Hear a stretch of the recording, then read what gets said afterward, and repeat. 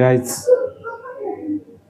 বেশি কথা বলবো না, 30 সেকেন্ড। এই যে তোমরা যারা তারেক রহমানের এই কার্ড ওই কার্ড এই কার্ড নিয়ে সমালোচনা করতেছে, উনি যে দেশে থাইকে আসছে বা ওই টাইপের দেশগুলোতে কি পরিমাণ কার্ড ইউজ করে একটা জনগণ, এটা তোমাদের আইডিয়া আছে?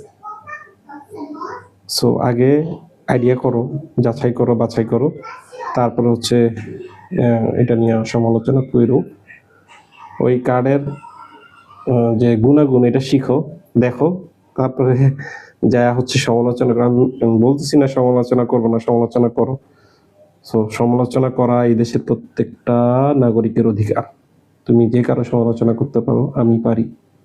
সো সমালোচনা করো, প্রবলেম নেই, কিন্তু আগে জানো এই যে ফ্যামিলি কার্ড দিচ্ছে, যাকেই দিচ্ছে, যে পাইছে বৈধ, মানে গরিব মানুষ পাক আর হচ্ছে মিডিল ক্লাস পাক আর বড় লোকরাই নেই। বড় লোকরা আশা করি নিবে না এটা, হয়তো গরিব মানুষরা নিচে, মিডিল ক্লাস ফ্যামিলির কিছু লোকজন বিভিন্ন ওয়েতে এটা কালেক্ট করছে হয়তো, আই এম নট শিওর, আমি কালেক্ট করিনি, কিন্তু আমি এটা হচ্ছে ধারণা করতেছি।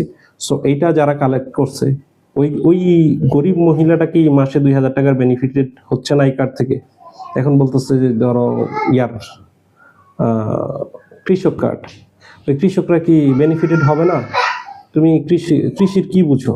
তুমি যে সমালোচনা করতেছো, কৃষির ক জানো? তুমি চাষাবাদ জানো?